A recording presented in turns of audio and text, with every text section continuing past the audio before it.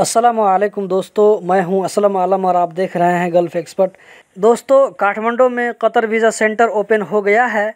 अब मेडिकल के लिए अपॉइंटमेंट ले सकते हैं। फ़्लाइट ओपन होने के साथ साथ कतर वीज़ा सेंटर भी ओपन हो गया है, जो कि बड़ी अच्छी खबर है नेपालियों के लिए। अब देख लेते हैं कि बैड न्यूज़ क्या है। दोस्तों, आज 6 जून है। कल 7 जून से नेपाल के लिए इंटरनेशनल फ़्लाइट ओपन हो रही है।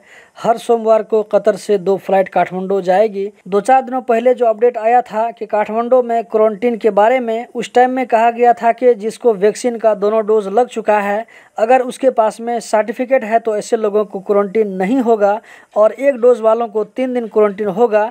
लेकिन आज जो अपडेट आया है वो इस तरह है कि चाहे वैक्सीन लगा हो या न लगा हो, हर आदमी को 5 दिन होटल क्वारंटीन में रहना पड़ेगा। इससे पहले जो अपडेट था वो कैंसिल हो गया है। अब हर आदमी को काठमांडू में 5 दिन होटल क्वारंटीन में रहना पड़ेगा। होटल का नेम लिस्ट आप वीडियो के डिस्क्रिप्शन में जो लिंक है उस पर जाकर के देख सकते हैं, या आप जिस ट्रैवल से टिकट लेंगे उस ट्रैवल से भी आप जानकारी ले सकते हैं।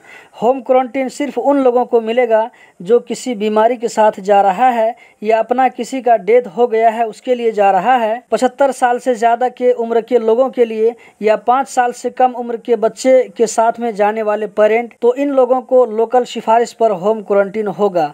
बाकी लोगों को 5 दिन के लिए होम क्वारंटीन लाजमी होगा। टिकट लेने और होटल क्वारंटीन के लिए आप जिस एयरलाइंस से ट्रैवल करेंगे उसी से कांटेक्ट करना पड़ेगा।